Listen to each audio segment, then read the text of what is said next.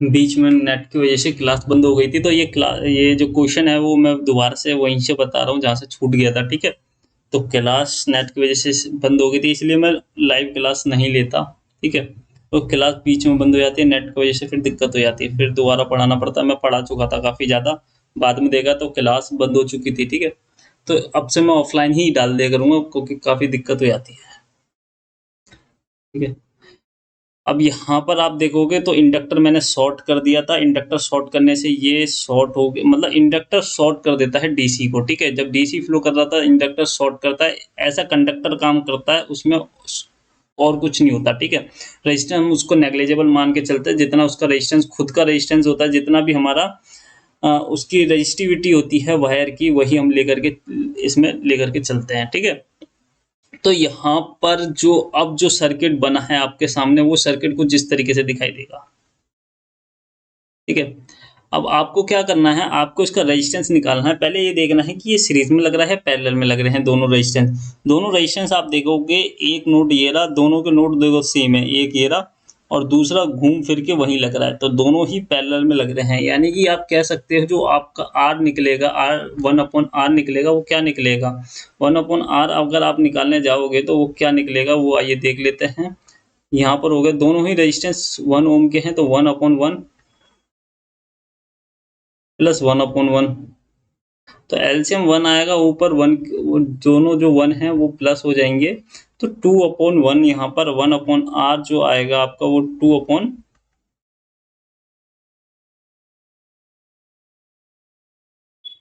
2/1 आ जाएगा, जिसको आप फ्लिप करोगे, यानी कि r जब निकालोगे तो r आपका क्या आ जाएगा, 1/2 आ जाएगा। यानी कि अब जो आपने सर्किट का रेजिस्टेंस निकाल लिया है, टोटल रेजिस्टेंस वो कितना निकाल लिया है, एक सेकेंड, आपने निकाल लिया है वो 1/2 आया है, ठीक है? सर्किट का रेजिस्टेंस 1/2 आ गया, यहाँ पर 1/2 लिख देंगे, ठीक है? सर्किट का रेजिस्टेंस आपके पास ये आ गया है। अब अगर आपको अगर कह रहा हूँ मैं, यहाँ पर सर्किट का रेजिस्टेंस आ गया है, वोल्टेज ये दिया हुआ है, करंट का आपको फॉर्मूला पता होना चाहिए, V अपॉन आर होता है। करंट क्या होता है, V अपॉन आर होता है, ये अपना क्या हो गया, I हो गया। और करंट ही निकालना है सर्किट के अंदर, कितना करंट उसमें मतलब दौड़ रहा है, चल रहा है। तो कितना करंट आपका चल रहा है, 5 वोल्ट आपका सर्किट में दिया ही हुआ है, 5 वोल्ट। और आपका रेजिस्टेंस कितना है, 1/2 है। तो 1/2 बोलेंगे तो हम इसको क्या बोलते हैं, 1 वहीं का वहीं रह जाता है और ये फ्लिप कर जाता है, तो क्या हो जाता है, 5 × 2/1। तो आपका जो सर्किट के अंदर जो करंट है वो कितना है, 10 एम्पियर है।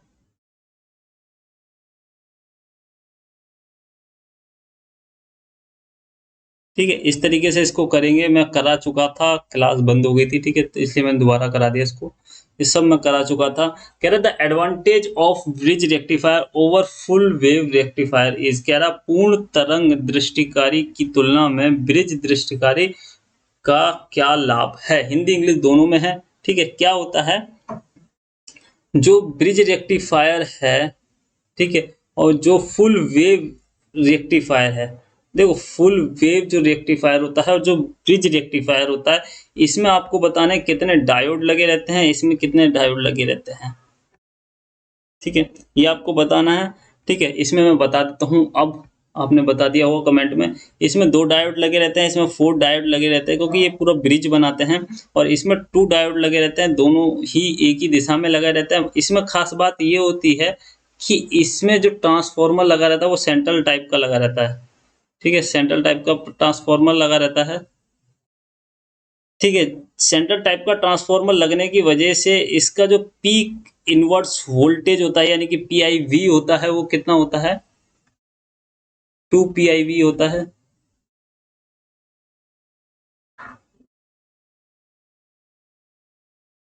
एक सेकेंड, 2 PIV कितना होता है, 2 होता है इसका।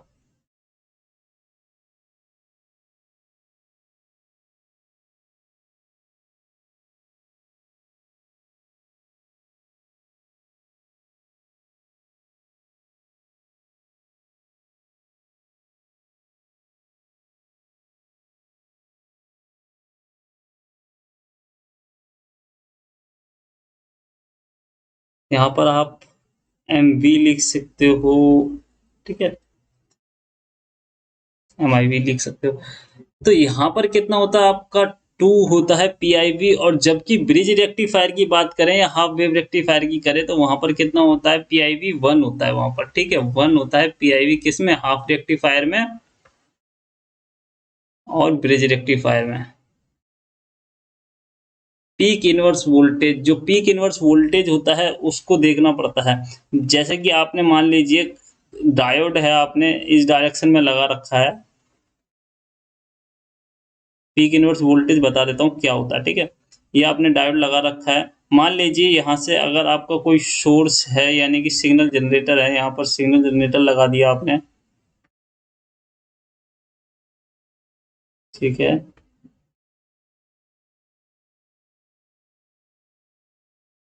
यहाँ पर ये आपने लोड लगा दिया कोई, ठीक है। पीक इनवर्स वोल्टेज में जो सिग्नल जनरेटर है मान लीजिए साइनोसोडियल सिग्नल देता है,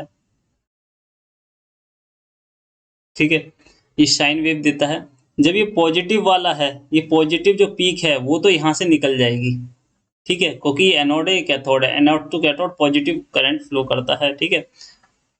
तो ये तो निकल जाएगी, जैसे ही इनवर्स वाली पीक आएगी, ये पीक जो आएगी ये इसको क्या कर देगा, रोक देगा, जो इसकी ये नेगेटिव पीक रोकने की क्षमता होती है, ठीक है, उसको PIV बोलते हैं, पीक इनवर्स वोल्टेज बोलते हैं, ठीक है। कितना वोल्टेज, कितना पीक वाला वोल्टेज, ये पीक होता है, कितना पीक वाला वोल्टेज ये रोक सकता है, ठीक है, अपोजिट से, तो वो बोलते हैं PIV वोल्टेज हो जाता है, ठीक है। ये आपके समझ में आ गया होगा, तो इसका होगा आंसर बी, ठीक है। पीक इनवर्स वोल्टेज, इसमें एक एडवांटेज फैक्टर होता है ब्रिज रेक्टिफायर का, ठीक है, फुल वेव रेक्टिफायर में यही एक वो होता है, डिसएडवांटेज होता है, ठीक है। बढ़ता हूँ आगे, ठीक है। ये आपको मैंने कुछ लगा रखी हैं इमेजेस, जिसमें आपको मैंने बताने की कोशिश करी है, जैसे ये पीक है, ये पीक तो इसके अंदर से फ्लो कर जाएगी हाफ वेव में, ठीक है, और रिवर्स वेव में ये हो नहीं पाती पीक, ठीक है। तो क्या करता है, ये जितना भी नीचे वाला पीक होता है उसको क्या कर देता है, क्लिप कर देता है, ठीक है, उसको वहां से हटा देगा। और हाफ वेव रेक्टिफायर को याद रखना है, इसको क्लिप, ठीक है, क्लिपर भी कहते हैं इसको, क्योंकि ये क्या कर देता है, एक साइड जो होती है उसको क्लिप कर देगा। अगर ये इस साइड लगा होगा, डायोड की डायरेक्शन मतलब जो अभी लगी हुई है उसके अपोजिट लगी होगी, तो क्या कर देगा, ये क्या कर देगा, जो आपकी पॉजिटिव पीक है, इसको पॉजिटिव पीक कहते हैं, इसको नेगेटिव पीक कहते हैं, तो नेगेटिव पॉजिटिव पीक को हटा देगा तो नेगेटिव पीक बनेगी, तो उसकी जगह ये वाला जो सिग्नल बनना है इसकी जगह कौन सा सिग्नल आएगा, ये वाला सिग्नल आएगा, फिर डैश हो जाएगा, ठीक है। तो इस तरीके से ये होगा, ठीक है। बाकी बढ़ता हूँ आगे, ये वही बताया हुआ है सारा कुछ, ठीक है। यहाँ पर आप देख सकते हो वोल्टेज जो है आपका, ठीक है, हिंदी इंग्लिश दोनों में है।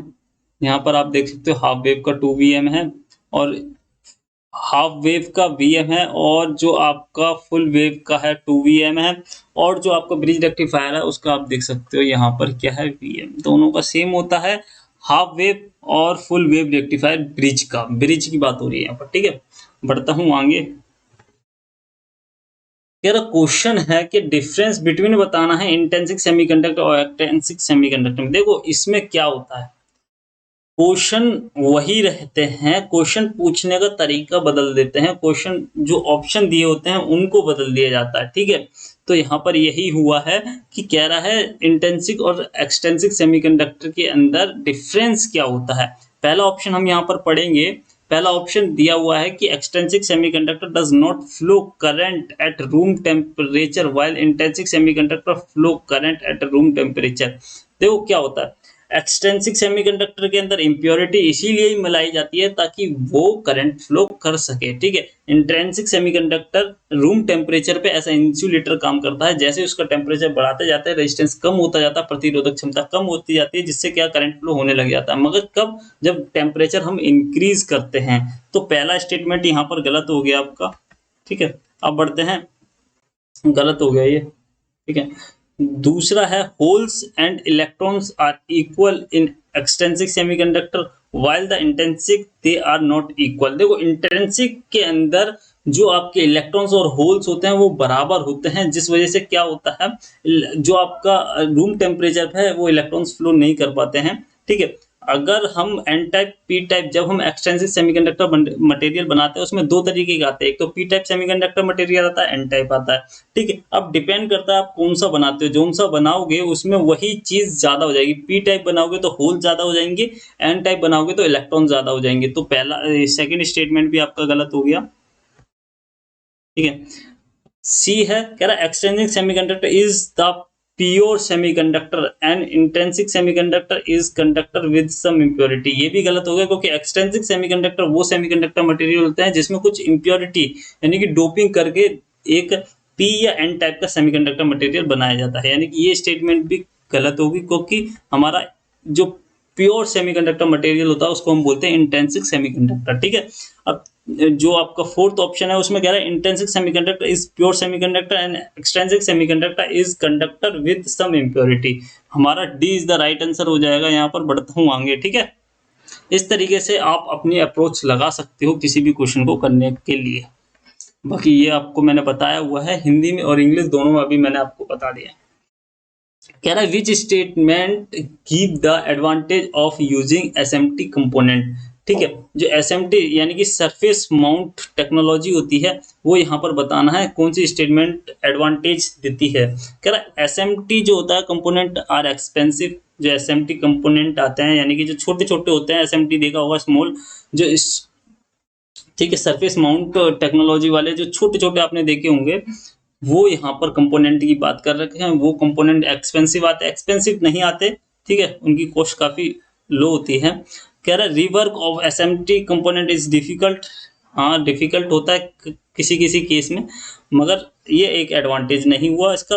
Can be mounted on both side of PCB, हाँ ये एक एडवांटेज है कि उसको हम जो पीसीबी के है दोनों साइड पर हम लगा सकते हैं, ताकि स्पेस भी हमारा कम हो जाता है और जो हमारा साइज है पीसीबी का वो भी कम हो जाएगा जब हम दोनों साइड उसके एसएमटी कंपोनेंट लगा देंगे, ठीक है। Difficult to handle as it is small in size, देखो ये आपका एक डिसएडवांटेज है, एडवांटेज नहीं है, ठीक है। ये सारे डिसएडवांटेज हैं क्योंकि ये सारे कमियां दर्शा रहे हैं इसकी, ठीक है।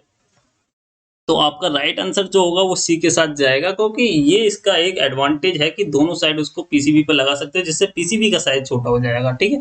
पीसीबी की फुल फॉर्म होती है प्रिंटेड सर्किट बोर्ड, एसएमटी की मैंने बता चुका हूँ, सरफेस माउंट टेक्नोलॉजी। कह रहा how many flip flop are required for mod 16 counter.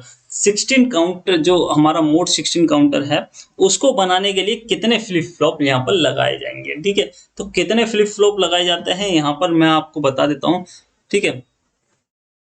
देखो अगर आपको बताना है कि ये इतने फ्लिप फ्लॉप हैं कितने तक काउंट करेंगे, ठीक है, इतने फ्लिप फ्लॉप हैं कितने तक काउंट करेंगे, ठीक है, वो भी मैं आपको बताता हूँ। मान लीजिए 4 फ्लिप फ्लॉप हैं, कितने डेसिमल तक काउंट करेंगे, ठीक है, कितने डेसिमल तक काउंट करेंगे। तो हम क्या करते हैं, एक सेकेंड,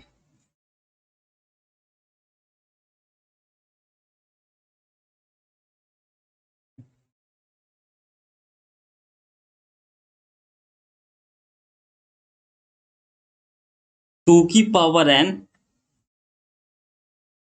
-1 ये बताता है हमें कि हमारा जो भी फ्लिप फ्लॉप है, जितने भी फ्लिप फ्लॉप हैं, जितने भी बिट का हमारा फ्लिप फ्लॉप है, एक एक फ्लिप फ्लॉप एक बिट डाटा स्टोर करता है, ठीक है। तो जितने हमारे फ्लिप फ्लॉप हैं यानी कि जितने हमारे बिट हैं वो कितना हमारा डेसिमल में काउंटिंग दिखा सकते हैं, तो हम उसको बोलते हैं 2 की पावर n -1। यानी कि हम यहाँ पर जो 0 से लेकर 9 तक पढ़ते हैं कितने हो जाते हैं डेसी, इसमें अगर देखा जाए तो डिजिट कितने हो जाएंगे, 9 से लेकर 10, 0 से लेकर 9, टोटल डिजिट हो गए 10, क्योंकि इसमें हम 0 को काउंट करते हैं। मगर इन केस, ठीक है, ये इसका, ठीक है, और इस केस में क्या करते हैं, इस केस में हम क्या करते हैं 0 को हटा दिए जाते हैं, क्योंकि हम जो काउंटिंग करते हैं 1 2 3 4 5 6 7 8 9 10, ठीक है, तो काउंटिंग क्या करता है, 0 से करता है तो एक कम काउंटिंग हो जाती है। यहाँ पर आप देखोगे एक्यूरेट जब हम 10 बोलते हैं तो 10 का मतलब ये होता है, मगर डेसिमल में 10वें नंबर पर क्या आता है, 9 आता है।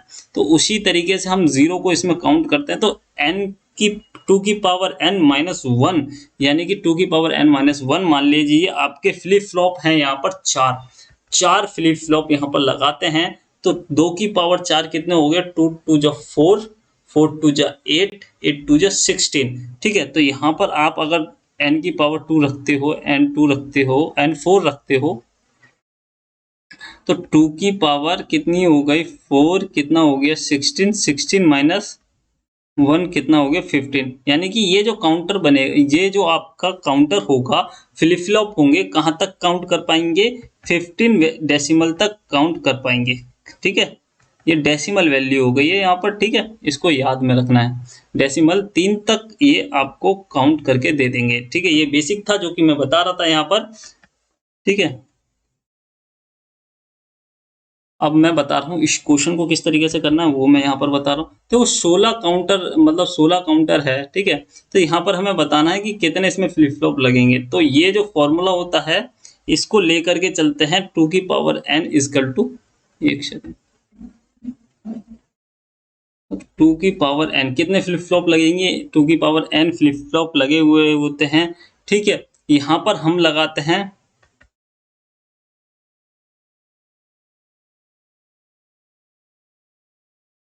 log 2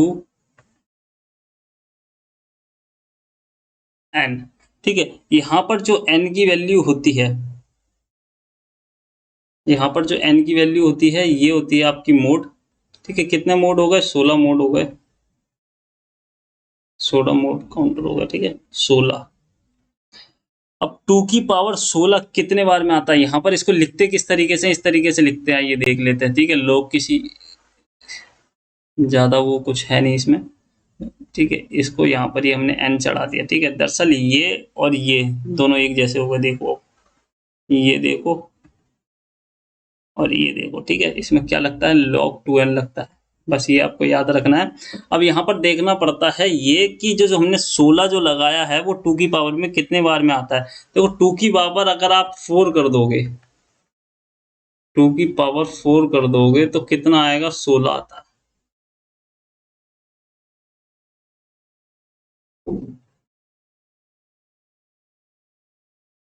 ठीक है। और ये n यहाँ पर नहीं आता, ये n यहाँ पर नहीं आएगा, हट ही नहीं रहा भाई, ठीक है। ये आएगा इस तरीके से, 2 की पावर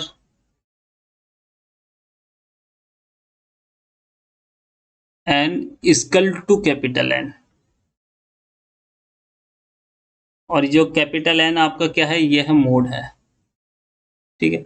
सिंपल भाषा में आपको अगर देखना हो तो किस तरीके, देखो फॉर्मूला तो ये मैंने बता दिया कि किस तरीके से होगा, और सिंपल भाषा में अगर आपको देखना हो तो क्या आप देखोगे, मोड कितने हैं, 16 हैं।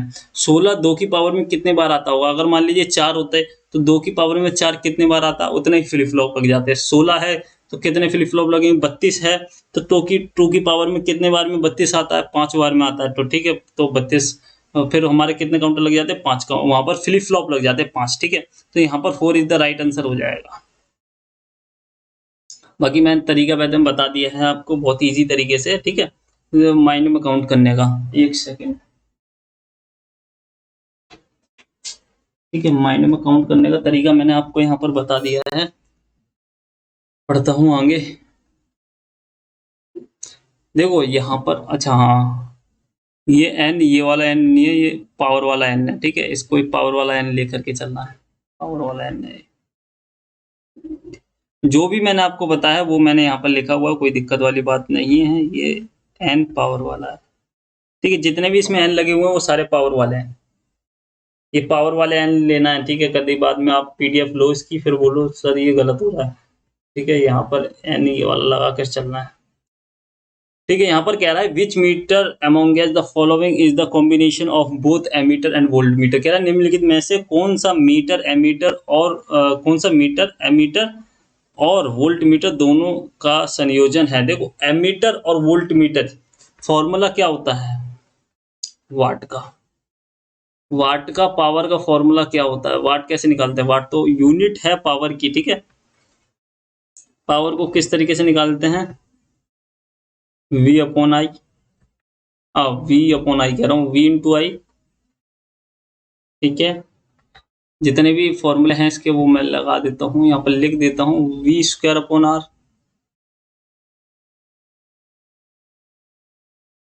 ठीक है। ड्राइव करके देखो आई क्या होता है, I is equal to V upon R होता है, वी यहाँ से मल्टीप्लाई हो जाएगा तो वी स्क्वायर अपॉन आर हो जाएगा, ठीक है। अब पूरा लिख कर नहीं बताऊंगा मैं यहाँ पर, और ये हो जाएगा I square upon I square into R. Okay, V क्या होता है, वी होता है आई इंटू आर, तो आई यहाँ पर मल्टीप्लाई हो जाएगा और आर यहाँ पर आ जाएगा, ठीक है। ये तीन फॉर्मूले हो गए, इनकी यूनिट क्या होती है, वाट होती है, ठीक है। तो हम क्या एमीटर और वोल्ट मीटर से क्या बना सकते हैं बताइए आप, पावर मीटर बना सकते हैं, यानी कि हम वाट मीटर बना सकते हैं यहाँ पर, ठीक है। A is the right answer. बढ़ता हूँ आगे, कह रहा है the selective of a radio receiver is defined as availability of receiver, ठीक है। निम्नलिखित में से कौन सा मीटर एमीटर और वोल्ट, अच्छा इसमें हिंदी में मैं क्वेश्चन चेंज करना भूल गया, यहाँ पर सिलेक्ट जो सिलेक्टिविटी होती है, ठीक है। रेडियो रिसीवर में जो सिलेक्टिंग सेक्शन होता है वो क्या काम करता है, दरअसल यहाँ पर वो बताना है। क्या करता है, reproducing all fundamental and harmonic frequency, सभी मूलभूत और हार्मोनिक आवृत्तियों को का पुनः उत्पादन करने की, ठीक है। क्या करता है, प्रोवाइड स्टेबिलिटी, प्रोवाइड करता है audio output in spite of variable of radio input, radio input के बजाय वो ऑडियो फ्रिक्वेंसी को क्या स्टेबिलिटी प्रोवाइड करता है, या नन ऑफ दीज, या selecting a desired frequency out of number of radio frequency. देखो क्या होता है सिलेक्टिंग सेक्शन में, क्या होता है सिलेक्टिंग सेक्शन में, आरएफ होता है, ठीक है। उसमें आपका फिल्टर सर्किट होता है, क्या करता है, एक एंटीने के पास ये सब कुछ लगा रहता है, एंटीने आपका लगा रहता है, एंटीने जितना भी आपका सिग्नल वहां से गुजर रहा होगा वो सबको कैच करेगा। फिर नीचे जो जाएगा वो सिलेक्टिंग सेक्शन लगा होगा, वो सिलेक्ट करेगा किसको रखना है और किसको क्या करना है, छोड़ना है। तो सिलेक्टिंग सेक्शन क्या करता है, select a desired frequency out of number of radio frequency. वहां पर जो आपका रेडियो फ्रीक्वेंसी लगा होगा वो आपको सेट करके वहां पर आप सेट करोगे, जैसे ही आप जैसे फोन में एफएम सुनते हो या कहीं पर भी एफएम सुनते हो, तो वहां पर एक फ्रीक्वेंसी डिजायर्ड जो आपको फ्रीक्वेंसी पर सुनना है वो फ्रीक्वेंसी आप सेट कर देते हो, और जैसे ही वो फ्रीक्वेंसी सेट करते हो तो आपका जो एंटीना है, सिर्फ एंटीना तो सारी फ्रीक्वेंसी लेगा, जो आपका सिलेक्टिंग पॉइंट है वो सिलेक्टिंग जो आपका सिग्नल है वो अंदर की तरफ आने देगा, बाकी को सबको कर देगा, ब्लॉक कर देगा, हटा देगा, ठीक है। क्या करता है, selecting A desired frequency out of a number of radio frequency, ठीक है। तो सी इज द राइट आंसर यहाँ पर हो जाएगा आपका। बढ़ता हूँ आगे और आपको सब समझ में आ गया होगा। क्रिस्टल ऑक्सीलेटर यूज किया जाता है, ये बहुत इजी क्वेश्चन है, ठीक है। ये पता नहीं कैसे डाल दिया मैंने। Piezo electric quartz crystal use किया जाता है, ठीक है। कह रहा है which type of steel is mostly use in manufacturing precious, जो बहुत महत्वपूर्ण होते हैं, जो ज्यादा यूज में लिए जाते हैं, जो बड़ी प्रीसियस मतलब छोटी से छोटी इकाई और ज्यादा छोटी से छोटी इकाई नापने के लिए यूज किए जाते हैं इंस्ट्रूमेंट, ठीक है। जो काफी ज्यादा मतलब एरर आने की संभावना होती है अगर कुछ भी आपने उसमें छेड़छाड़ करी, या कुछ भी उसमें अगर हल्का सा भी कहीं से भी नॉइस आया, noise in the sense of dust वगैरह आ गया या कुछ भी आ गया, ठीक है। किसी भी तरीके का नॉइस आता है तो, ठीक है, उस तरीके के इंस्ट्रूमेंट बनाने के लिए, ठीक है, कौन सा यहाँ पर स्टील यूज किया जाता है तो वो यहाँ पर आपको बताना है, ठीक है। Nickel steel, nickel Chrome steel, या हाई स्पीड स्टील, या क्रोम वेनेडियम स्टील, ठीक है। तो यहाँ पर कौन सा वो स्टील यूज में लिया जाता है वो यहाँ पर बताना है। B is the right answer. ये इलेक्ट्रिकल वालों के लिए, इलेक्ट्रॉनिक्स वालों के लिए नहीं है, ठीक है। कह रहा था core of transformer is laminated. Core जो होती है ट्रांसफॉर्मर की वो लेमिनेटेड की जाती है, क्यों क्यों की जाती है? Reduce the current loss, reduce the eddy current loss. ठीक है, कह रहा था instrument that determine the electrical quantity to be measure directly in the term of deflection are called. ठीक है, जो इंस्ट्रूमेंट होता है हमारा दैट डिटरमाइन इलेक्ट्रिकल, जो इतनी भी क्वांटिटी होती है उसको मेजर करता है डायरेक्टली किसकी टर्म में? डिफ्लेक्शन की टर्म है। ठीक है, तो वो हमारे कौन से इंस्ट्रूमेंट होते हैं? सारे इंस्ट्रूमेंट, उन जो जितने भी इस तरीके के इंस्ट्रूमेंट होंगे उनमें क्या हम सेकेंडरी टाइप उनको हम कहेंगे। क्या कहेंगे? सेकेंडरी टाइप इंस्ट्रूमेंट उनको हम कहेंगे यहाँ पर। ठीक है, बढ़ता हूँ आगे। कह रहा how many 3 line to 8 line decoder are required for a 5 of 32 decoder. ठीक है, कह रहा 1 से 32 डिकोडर के लिए 3 रेखा से 8 रेखा वाले कितने डिकोडर की आवश्यकता होगी? देखो, आवश्यकता किस तरीके से निकालते हैं? हमारे पास क्या है? हमारे पास ये हमारा लगा हुआ है, एक सेकेंड, डिकोडर के लिए 3 से 8 रेखा वाले, अच्छा ये वाला लगा हुआ है हमारे पास। ठीक है, और ये हमें लगाना है, मतलब कि इस डिकोडर को रिप्लेस करना है इस डिकोडर से। देखो, डिकोडर क्या करता है? जितने भी आपका इनपुट आ रहा है, जितना भी आपका सिग्नल आ रहा है, उसको क्या करेगा? उसको डिकोड करेगा। इनकोडर से जितना भी आता है उसको डिकोड करता है। डिकोड आपका यहाँ पर 3 जो दिया हुआ है वो इनपुट है, इनपुट सिग्नल हो गया 3। ठीक है, और जो आउटपुट हो गया, जो आउटपुट लाइंस होंगी, ठीक है, वो कितनी हो गई?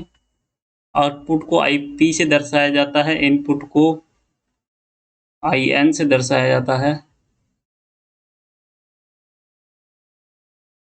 ठीक है, यहाँ पर मैं एक फॉर्मूला बता दूंगा जिससे आप निकाल लोगे इजीली, बाकी मैं लिख देता हूँ।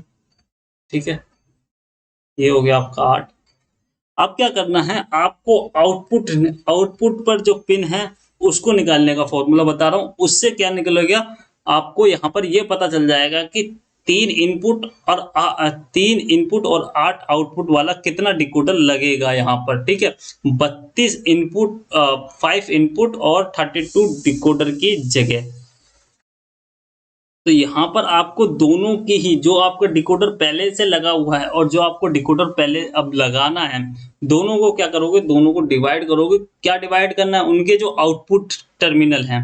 ठीक है, तो आउटपुट जो पहले से लगा हुआ है, ठीक है, उसका आउटपुट पिंस, यहाँ पर पिन लिख देता हूँ, आउटपुट पिंस। एक सेकंड, क्या हो गया?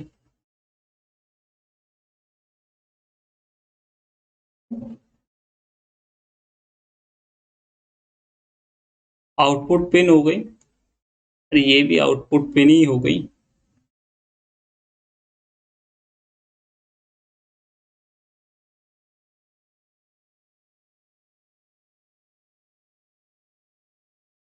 ठीक है, ये कौन सी हो गई? ये जो आपको पहले से दिया हुआ है, ठीक है, प्राइमरी बोल देता हूं इसको मैं। और ये जिसका आपको निकालना है, मतलब जो आपको लगाना है, यानी कि सेकेंडरी, जिसको आपको रिप्लेस करके लगाना है, ठीक है, वो ये हो गया। अब इसकी आउटपुट लाइन कितनी हो गई? 32 हो गई। इसकी आउटपुट लाइन होगी 4, 8 है।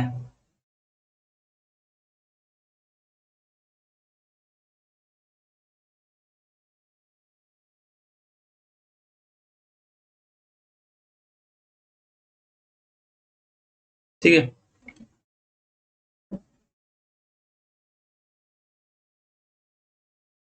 अब इसको आपको करना है डिवाइड। जैसे ही आप डिवाइड करोगे तो यहाँ पर, जब आप डिवाइड करोगे तो देखना है कितने बार में डिवाइड हो रहा है। तो 8 4 जा 32, जब 8 इसको काटोगे तो कितने बार में जाएगा? 4 बार में जाएगा। ठीक है, 4 बार में जब ये जाएगा तो आपके 4 यहाँ पर साइड में लिख लेना है। ठीक है, अभी ये फाइनल नहीं हुआ। ठीक है, काटते जाना है जो भी आपका यहाँ पर, ठीक है, जिससे आप डिवाइड कर रहे हो उसको और जो जितने बार में डिवाइड हो रहा है उनको क्या करना है, फिर से डिवाइड करना है। यानी कि जो आपका 4 निकल कर के है इसको 8 से डिवाइड करना है। बस कंडीशन इसको निकालते समय ये होती है कि जो आपका आएगा वो 1 से बड़ा हो।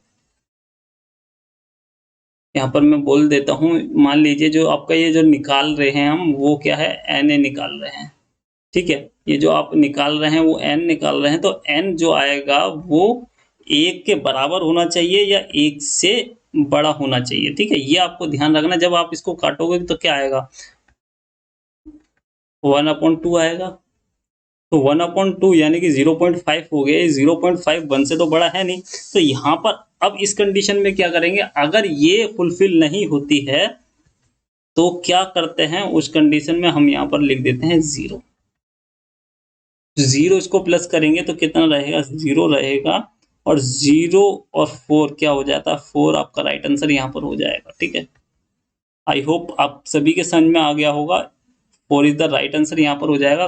क्या तरीका था, अब देखो सबको मैं कंसाइज करके एक शॉर्ट में बताता हूँ। देखो हमारे पास था 5 इनपुट और 32 आउटपुट वाला एक डिकोडर था। हमें उसे बदलना था, हमें कितने लगाने, 3 इनपुट वाले, 3 इनपुट और 8 आउटपुट वाले हमारे पास डिकोडर पड़े हुए थे। हमें ये देखना था कि जो ये पहले डिकोडर लगे हुए थे उसको रिप्लेस करके अब जो नए डिकोडर लगाने हैं वो कितने लग सकते हैं, ठीक है।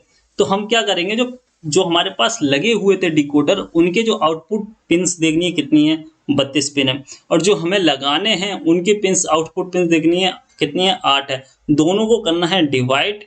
इनपुट वाली पिंस ऊपर आएंगी, आउटपुट वाली मतलब जो प्राइमरी जो हमें जिसको हमें रिप्लेस करना उसकी आउटपुट पिंस ऊपर आएंगी, और जो हमें रिप्लेस की जगह दूसरा लगाना है उसकी हमें पिंस नीचे आउटपुट पर रखनी है। और दोनों को डिवाइड करने के बाद ये देखना है कि कितने बार में डिवाइड होता है, और जो डिवाइड कितने बार में होता है फिर वो जो निकलता है कितने बार में डिवाइड हुआ, फिर उसको दोबारा डिवाइड करना है आउटपुट पिंस की, किसकी, जो हमारा सेकेंडरी टाइप का है, ठीक है। उसको जब डिवाइड करेंगे अगर वो ग्रेटर देन 1 होता है या इक्वल टू 1 होता है तब तो 1 लेना है, या ग्रेटर देन 1 होगा, जो भी ग्रेटर देन 1 आएगा, जो भी मतलब नंबर आएगा उसको प्लस कर देना है, ठीक है। ये तब तक कर देना है, जब ये तब तक करते रहना है जब तक क्या ना हो जाए, 1 इक्वल टू n ना हो जाए, ठीक है, या 1 n से छोटा ना आ जाए। यानी कि जो 1 है, जो n है वो 1 से छोटा ना आ जाए, ठीक है। इस तरीके से करेंगे तो आपका राइट आंसर आ जाएगा। बढ़ता हूँ आगे, सभी के समझ में आ गया होगा, जिसके नहीं आए कमेंट कर देना, बता दूंगा दोबारा, ठीक है। For non linear application of op-amp, op-amp की नॉन लीनियर एप्लीकेशन यहाँ पर बतानी है, ठीक है। Only positive feedback can be use non linear, ठीक है। नॉन लीनियर जो ओपैम्प होता है उसमें हमें ये बताना है कि कौन सा फीडबैक उसमें यूज कर सकते हैं। Only positive feedback can be use, only negative feedback can be use, any feedback can be use, यानी कि पॉजिटिव नेगेटिव कोई सा भी यूज कर सकते हैं। नेगेटिव और open loop configuration can be used, ठीक है। देखो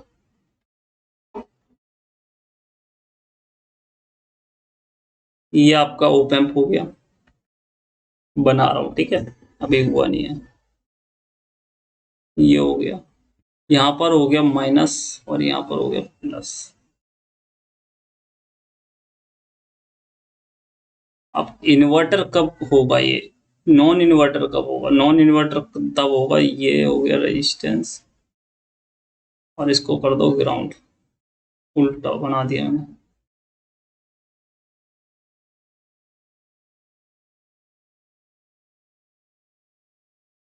ठीक है। इसको कर देता हूँ ग्राउंड,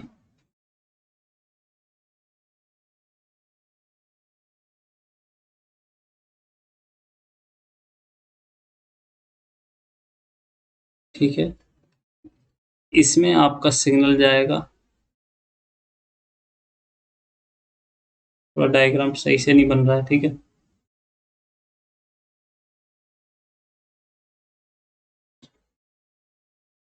डायग्राम में दिक्कत आ रही है, अभी करता हूँ उसको ठीक, ठीक है।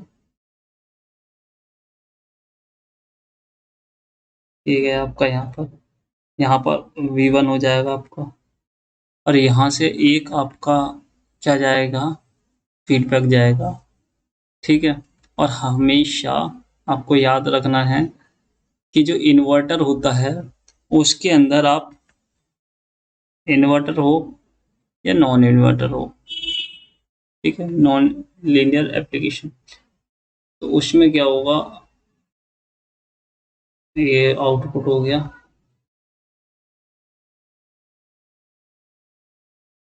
ये इनपुट हो गया,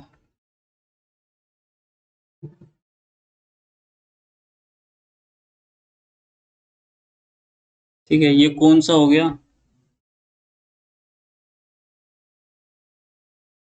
नॉन इन्वर्टिंग ओप एम्प हो गया,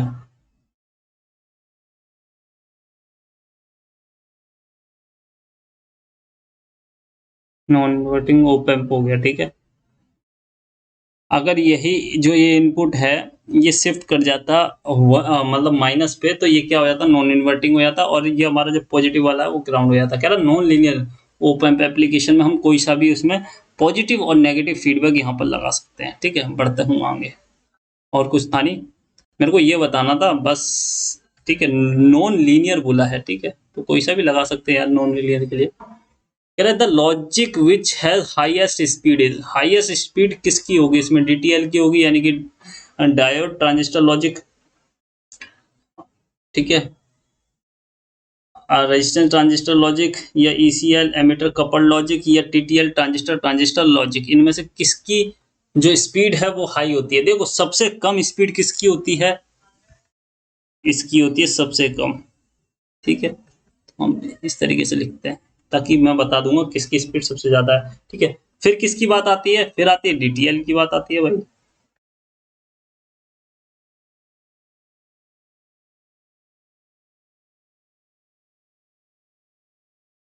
ठीक है। फिर डीटीएल को अपग्रेड करके क्या बनाया गया, टीटीएल बनाया गया, जिससे क्या ट्रांजिस्टर ट्रांजिस्टर लॉजिक, जिसमें क्या स्पीड और बढ़ी थोड़ी सी। फिर इसको अपग्रेड करके क्या बनाया गया, ईसीएल बनाया गया। वैसे इसको अपग्रेड करके टीटीएल बनाया गया था, ट्रांजिस्टर टीटीएल बनाया गया था, कौन सा, शॉर्टकी वाला, जिसमें सैचुरेशन मोड पर वो जाता ही नहीं है, ठीक है, एक्टिव रीजन पर काम करता है, एक्टिव और कट ऑफ रीजन पर काम करता है, इसलिए उसकी स्पीड और ज्यादा हो जाती है, ठीक है। तो यहाँ पर ईसीएल है, इस केस में ईसीएल, तो सबसे ज्यादा स्पीड किसकी है, हमारी ईसीएल की है, ठीक है। तो ECL is the right answer, और इसकी पीडीएफ आपको टेलीग्राम चैनल से मिल जाएगी, ठीक है। कह रहा है ब्रॉडकास्टिंग एएम ट्रांसमीटर, ठीक है, रेडिएशन है 10 किलोवाट का है, मतलब टोटल, ये जो टोटल पावर है वो 10 किलोवाट की है, मॉड्यूलेशन हो रहा है 60% हमारा मॉड्यूलेशन हो रहा है, ठीक है। How much power is content in the side band, ठीक है, मतलब कि जो हमारा 60% है, 60% है वो हमारा 10 किलोवाट है, ठीक है, वही ट्रांसमिट हो रहा है तो 10 किलोवाट हो गया वो, ठीक है। तो हमारा जो टोटल पावर होता है, पीटी हमें दिया हुआ है, ठीक है। वैसे फॉर्मूले तो कई हैं, जो इसमें यूज होगा वो मैं बता देता हूँ। जो आपका पावर ऑफ कैरियर है, क्योंकि पावर क्या होता है, पीटी टोटल पावर क्या होगा एएम के अंदर, भाई टोटल पावर वही तो होगा जो, एक तो पावर कैरियर, कैरियर वेव लेकर के जा रही होंगी, और एक पावर जो आपका सिग्नल है वो भी तो लेकर के जा रहा होगा कुछ, दोनों के पावर को हम जोड़, ये हो गया एस हो गया सिग्नल, दोनों के पावर को हम जोड़ देंगे तो टोटल पावर हो जाएगी हमारी, ठीक है। तो हम पी सी निकाल लें, पी एस निकाल लें, ठीक है, P C is the, P C मतलब इजी तरीके से हम निकाल सकते हैं, इसलिए हम इसको ही निकालना प्रेफर करेंगे, ठीक है। 1 प्लस जो भी इसका मॉड्यूलेशन इंडेक्स होगा, मॉड्यूलेशन फैक्टर वो यहाँ पर ले लेना है, ठीक है। कितना है, 0.6 है, 60% है तो 0.6 हो गया ये। अब ये मत पूछना 0.6 कैसे आया, ये प्रतिशत हटा के यहाँ पर 100 से डिवाइड कर दो उसको, एक जीरो से एक जीरो गई। अब नीचे ऊपर 6 नीचे 10 बचा है तो क्या आएगा? 0.6 आएगा। ठीक है, तो इस तरीके से ये क्या है, फॉर्मूला लिख रहा था मैंने, 0.6 लिख दिया।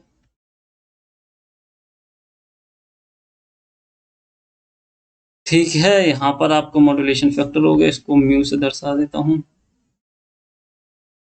अपॉन।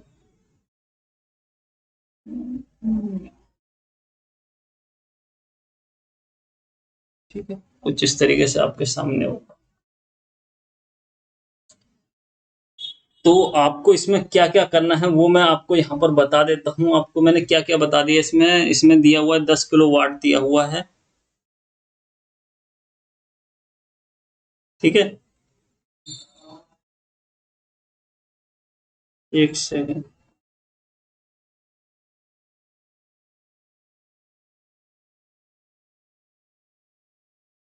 एक सेकंड, एक सेकंड, एक सेकंड। ठीक है,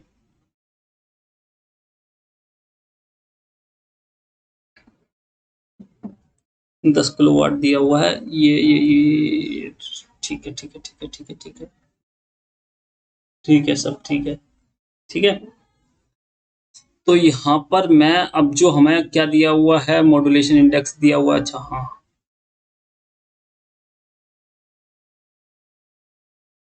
टोटल पावर हमें 10 किलो वाट दी हुई है। 10 के लिख देंगे इधर, इक्वल टू, देखो एलसीएम लेंगे तो ये जो मॉड्यूलेशन जो भी जो आपका ये म्यू है, ये इसके साथ मल्टीप्लाई कर जाएगा और मल्टीप्लाई करके साथ इसके साथ प्लस में आ जाएगा। ठीक है,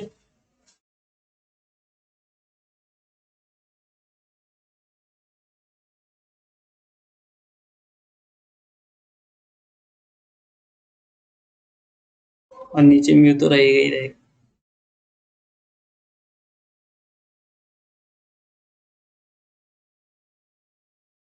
ठीक है, कोई दिक्कत तो नहीं है भाई।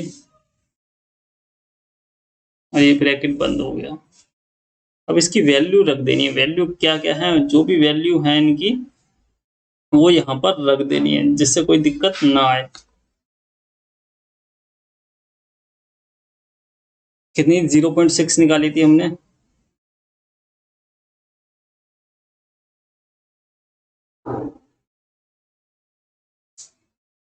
एक सेकंड में एक चीज देख रहा हूँ। ठीक है, एक चीज और बतानी थी आपको, वो देख लेता हूँ, एक सेकंड।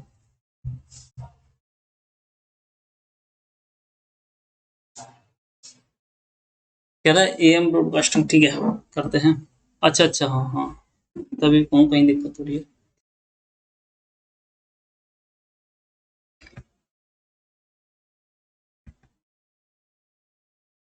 क्योंकि ये तो डायरेक्ट कट जाता ना इससे, तो 1 प्लस म्यू आया था। यहाँ पर 2 था, ये दिमाग से स्लिप हो गया। यहाँ पर भी 2 आ जाएगा और यहाँ पर भी 2 आ जाएगा। ठीक है, तो किस तरीके से हो गया ये हम देख लेते हैं। यहाँ पर 0.6 था, 0.6 का स्क्वायर करोगे तो 0.36 हो जाएगा। 0.36 होगा, वो 2 से मल्टीप्लाई हो जाएगा, तो 2 से मल्टीप्लाई हो जाएगा। यहाँ पर ये पीसी भी है यहाँ पर। ठीक है, चलो पीसी लिख ही देता हूँ। यहाँ पर पीसी भी है। ठीक है, इसको याद रखना वरना दिक्कत हो जाएगी।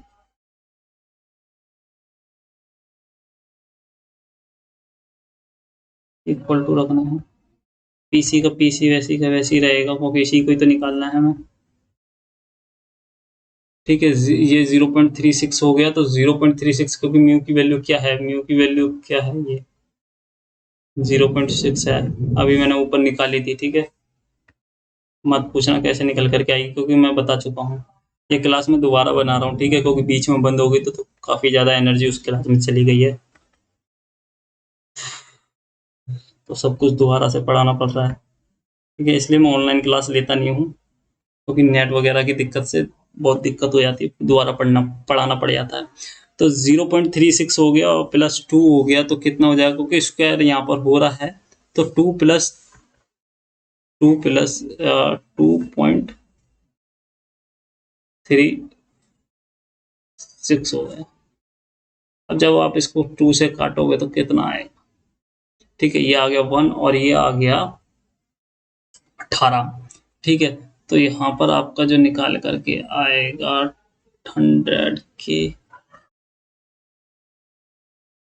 Equal to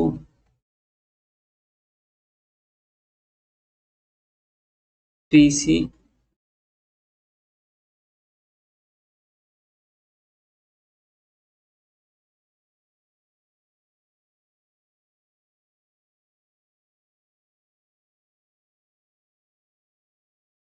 1.18।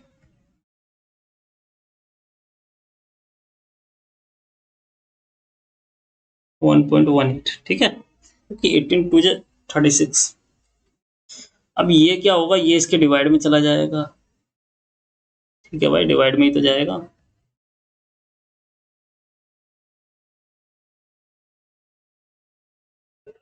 ठीक है, अब इसके नीचे मैंने शीट ली हुई है, नहीं ली। ठीक है, यहाँ पर ले करके बता दूंगा। ये ऊपर हो गया भाई 10,000। 10,000 में से दो जीरो तो इसी को ही पॉइंट को हटाने में चली जाएंगी। नहीं, पॉइंट को हटाओगे तो 2 जीरो ऊपर लग जाएंगे। ठीक है, तो यहाँ पर भाई 10,000 तो पहले था।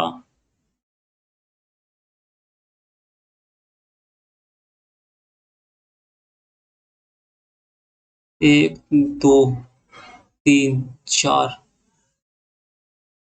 5 और 6। ठीक है, और नीचे कितना हो गया? 1, 1, 8 हो गया। ठीक है,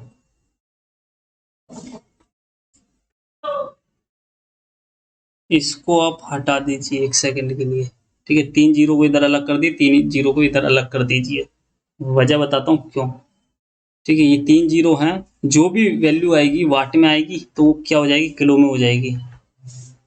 ठीक है, ये 3 जो हैं आपकी वो किलो के लिए हैं। बस आपको डिवाइड कितना करना है, 1000 को 118 से डिवाइड करना है। देखो 2 बार में तो जाएगा नहीं, 2 बार में तो काफी बड़ा हो जाएगा ये। ठीक है, तो 1.85। तो जब आप इसको डिवाइड करोगे तो अप्रोक्स आएगा, एक बार में जाएगा 15 बार में। ठीक है, 120, 120 का 0 और यहाँ पर हो गया 12, 12, 15। ठीक है, 12 और 15, 27 का 7 और 2 इधर गया, 15 और 2, काफी ज्यादा हो गया। ठीक है, 1.53 इज द राइट आंसर हो जाएगा, किलोवाट।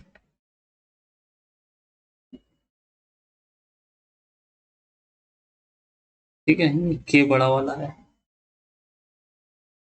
ये मैंने अलग करने का तरीका क्या है, के में हो जाता है ना ये इतना। अगर नहीं करते तो वैसे ही काटते, तब भी 3 जीरो बचती हैं, आपको उसको के में कर देते, कोई दिक्कत वाली बात नहीं है। ठीक है, जिस भी तरीके से करना हो उस तरीके से आप इसको कर लेना, हो जाएगा। ठीक है, अगर वीडियो स्लो हो ना तो फास्ट करके देख लेना भाई, क्योंकि समझा रहा हूँ ना। और जो क्वेश्चन मतलब न्यूमेरिकल नहीं है उनको तो इजीली समझा दे रहा हूँ, जो वैसे हैं उनको थोड़ा टाइम लग रहा है, क्योंकि इसमें आपको बारीकी से बताना पड़ रहा है। कह रहा है the main advantage of frequency modulation over amplitude modulation is. देखो, फ्रिक्वेंसी मॉड्यूलेशन का एडवांटेज बताना है एम्पलीट्यूड मॉड्यूलेशन से। ठीक है, the main advantage of frequency modulation over the amplitude modulation. कह रहा है there are will know distortion, उसके अंदर नो मतलब डिस्टोरेशन नहीं होता किसी भी तरीके का। That the complete information is contained in the side bands. ठीक, that is use in wider band of frequency, advantage बताना है। ठीक है, द एलिमिनेट ऑफ नॉइस। जल्दी से बताना है, कमेंट में बताइए क्या होगा इसका राइट आंसर। ठीक है, जल्दी से बताना है क्या होगा इसका राइट आंसर। कह रहा है जो हमारा फ्रिक्वेंसी मॉड्यूलेशन का एम्पलीट्यूड मॉड्यूलेशन से एडवांटेज बताना है। देखो, एम्पलीट्यूड मॉड्यूलेशन में जो साइड जो उसकी मतलब जो उसका इंफॉर्मेशन होती है वो साइड बैंड में होती है। ठीक है, क्योंकि उसमें एम्पलीट्यूड पर काम करता है। फ्रीक्वेंसी मॉड्यूलेशन के अंदर फ्रीक्वेंसी पर काम करता है, फ्रीक्वेंसी चेंज होती है, 1 पर कुछ होगी, 0 पर कुछ होगी, 1 पर कुछ होगी, 0 पर कुछ होगी, जो आपका सिग्नल जैसा होगा वैसी उसकी फ्रीक्वेंसी हो जाएगी। ठीक है, तो ये अगर साइड बैंड की बात कर रहे हैं तो साइड बैंड की अभी मैं यहाँ पर what will be the distortion, distortion यहाँ पर बताना है।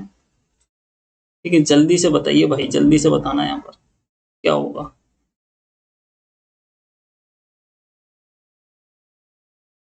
देखो क्या करता है, इसके अंदर जितनी भी एम्पलीट्यूड के अंदर, एम्पलीट्यूड फ्रीक्वेंसी मॉड्यूलेशन के अंदर जो आपका डाटा होता है वो किस में होता है, डाटा किसके अंदर होता है, डाटा होता है आपकी फ्रीक्वेंसी के अंदर। एक सेकंड, ये तो गलत बना दिया।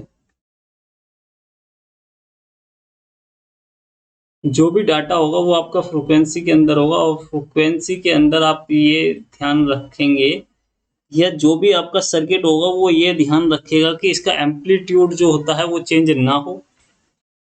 अगर हो भी जाता तो इतना कुछ फर्क पड़ता नहीं, मगर नहीं होता एम्पलीट्यूड चेंज। ठीक है, सिर्फ क्या होती है, फ्रीक्वेंसी चेंज होती है। तो फ्रीक्वेंसी चेंज होने से क्या होता है, उसका जो नॉइस लेवल है वो कंप्लीटली क्या हो जाता है, एलिमिनेट हो जाता है, हट जाता है।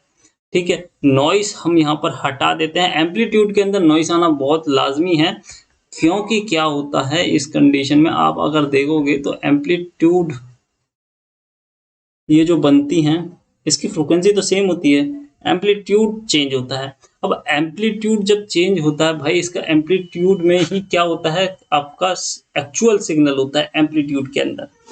ठीक है, और एम्पलीट्यूड हल्का सा भी वेरी कर जाता है अगर आप सिग्नल ट्रांसमिट करते हो या अगर उसमें फिल्टर सर्किट लगे हुए हैं, तो जो फ्लक्चुएशन है एम्पलीट्यूड के अंदर वो देखी जाती है। ठीक है, आप कितना भी प्रीसियस बना लीजिए, उसमें जो है आपका एम्पलीट्यूड के अंदर एरर तो आएगा ही आएगा। ठीक है, और एम्पलीट्यूड के अंदर एरर आता है तो आपका जो सिग्नल होता है वो साइड बैंड में होता है। ये साइड बैंड हो गई, एक अपर साइड बैंड हो गई, एक लोअर साइड बैंड हो गई। सिग्नल तो उसी में ही होता है, अपर साइड बैंड और लोअर साइड बैंड में। अगर उधर ही अगर फ्लक्चुएशन आती है तो हमारा जो सिग्नल है उसके अंदर नॉइस आ जाएगा। ठीक है, D is the right answer. कह रहा है in PCM if the number of quantization level is increase by 4 से लेकर 64 कर दी जाती है, then the bandwidth required will approximately be. ठीक है, पीसीएम है हमारे पास, पल्स कोड मॉड्यूलेशन है, इसके अंदर हम क्वांटाइजेशन लेवल को इंक्रीज कर देते हैं 4 से 64 कर देते हैं, 4 to 64 कर देते हैं। तो यहाँ पर बताना क्या होगा।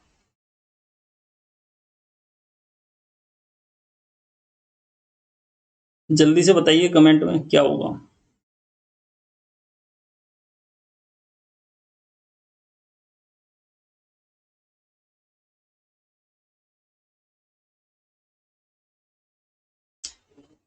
जल्दी से बताना है सभी को।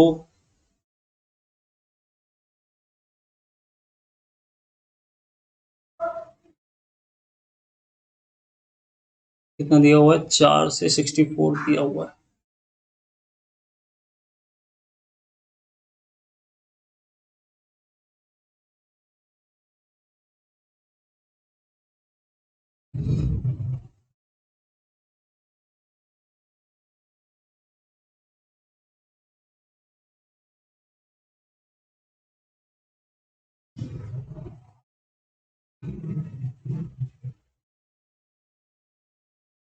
जल्दी से बताइए भाई क्या होगा, जल्दी से बताना सभी को,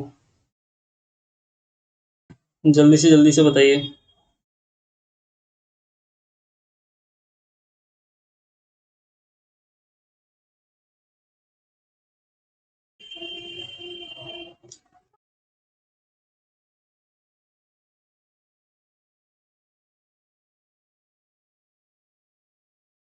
कितना बच गया यार।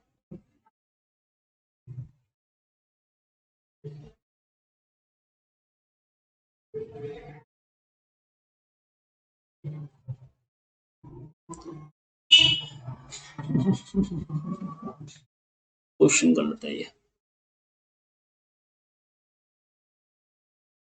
क्वेश्चन इसको चेक करना पड़ेगा, ठीक है। इस क्वेश्चन को चेक करना पड़ेगा थोड़ा, ये मेरे को गलत लग रहा है, शायद गलती भी हो उसमें कुछ, ठीक है, इसको बाद में करेंगे। कह रहा RLC सीरीज रेजोनेंट बूस्टर मतलब बूस्ट करता है किसको, करंट को, रेजिस्टेंस को, फ्रीक्वेंसी को, इंडक्टेंस को। RLC सीरीज की बात हो रही है। रेजोनेंट बूस्टर क्या करता है, बूस्ट, करंट को बूस्ट करता है, करंट को ये बढ़ा देता है सर्किट के अंदर, ठीक है। पढ़ता हूँ आगे। जो चेतावनी संकेत होते हैं वो यहाँ पर बताना है क्या होगा, ठीक है। चेतावनी संकेत यहाँ पर बताना है क्या होगा।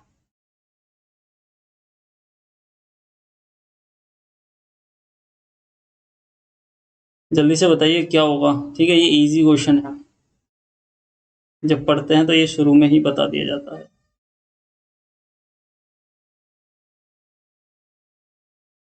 बाकी देख रहा हूँ कुछ रह तो नहीं गया, ये हो गया, ये हो गया।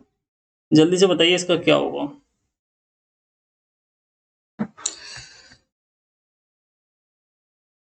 सी is the right answer. Triangular होता है, इसमें होता है, ट्रायंगुलर में होता है, ठीक है। हैविंग वाइट बैकग्राउंड होता है, उसका रेड बॉर्डर होता है, और ब्लैक क्या होता है, सर्कल होता है। मतलब जो सर्कल के अंदर ये जो बन रखा होगा, ट्रायंगल बन रखा होगा, ट्रायंगल ट्रायंगुलर शेप में होगा, और रेड उसका बॉर्डर होगा, ब्लैक सर्कल होगा, ब्लैक न्यूमेरिकल होगा। सर्कल तो कहीं लिखा ही नहीं है, क्या पढ़ लिया मैंने। इस तरीके से आपको देखने के लिए मिला होगा चेतावनी संकेत, डेंजर डेंजर जो वगैरह लिखा रहता है, ठीक है, वो चेतावनी संकेत होते हैं। पढ़ता हूँ आगे। कह रहा है एक एसी सोर्स है, कनेक्ट किया जाता है टू रजिस्टिव सर्किट के अंदर। एसी सोर्स है रजिस्टिव सर्किट के अंदर, which of the following is true, कौन सा इसमें से सही है। करंट लीड करेगा या वोल्टेज लीड करेगा, both are in the same phase रहेंगे। करंट लैग करेगा बिहाइंड द वोल्टेज, या current voltage in same phase रहेंगे, या इनमें से above may be true depending upon the value of resistance, ठीक है। यहाँ पर बताना क्या होगा। देखो, जब भी एसी सोर्स की बात की जाती है रेजिस्टिविटी, ठीक है, उसमें करंट वोल्टेज दोनों सेम रहता है, ठीक है, और सेम फेज में रहते हैं। ना ही तो करंट चेंज होता है और ना ही क्या वोल्टेज चेंज होता है, ठीक है। ना ही करंट चेंज होता है, ना ही वोल्टेज चेंज होता है। देखो साइमन यहाँ पर बतानी है, साइमन की यूनिट क्या है, ठीक है, किसको नापता है, ये यहाँ पर आपको बताना है। जल्दी से सभी के सभी बताएंगे क्या होती है इसकी यूनिट। देखो साइमन होती है कंडक्टेंस की यूनिट, इसको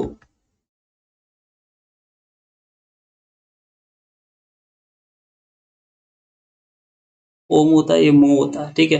ये किसका उल्टा होता है, ये रेजिस्टेंस का उल्टा होता है। आर कैसे निकालते हैं, आर निकालने का फॉर्मूला होता है, ये रेजिस्टिविटी हो गई, ठीक है। हाँ एक सेकेंड, ये मल्टीप्लाई होता है कितना, लेंथ अपॉन एरिया,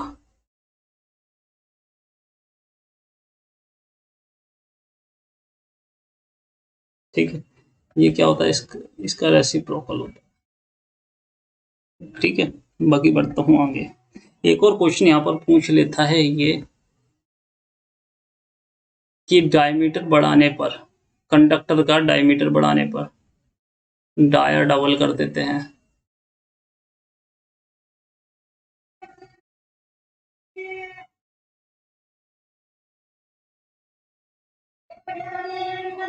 डबल कर देते हैं तो रेजिस्टेंस क्या होगा। देखो एरिया बढ़ेगा तो जाहिर सी बात है रेजिस्टेंस क्या होगा, कम होगा, ठीक है। डायोड मतलब डायोड कह रहा हूँ, ये आपका हो गया डायमीटर। डायमीटर 2 से बढ़ रहा है, और डायमीटर क्या होता है,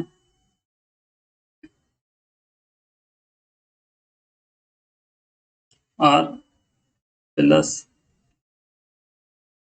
आर, ठीक है, कितना हो गया,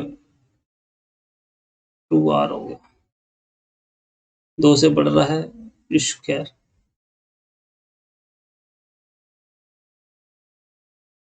4 हो गया। यानी कि जो आपका रेजिस्टेंस होगा, अगर 2r से बढ़ रहा है तो रेजिस्टेंस होगा 2r से क्या हो जाएगा, 4r से डिक्रीज हो जाएगा, 4r से, ठीक है। बढ़ता हूँ आगे, कह रहा copper as the conductor for electric power cable is use, क्यों यूज किया जाता है भाई, alloy chromium hardness of tempered,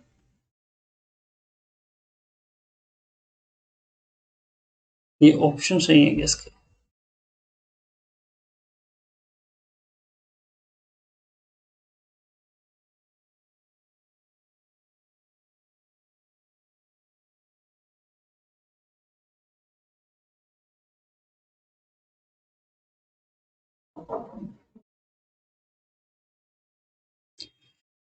copper बताना है क्यों, ठीक है, ये आपके लिए मैं छोड़ देता हूँ, ये 40 कुछ नहीं है,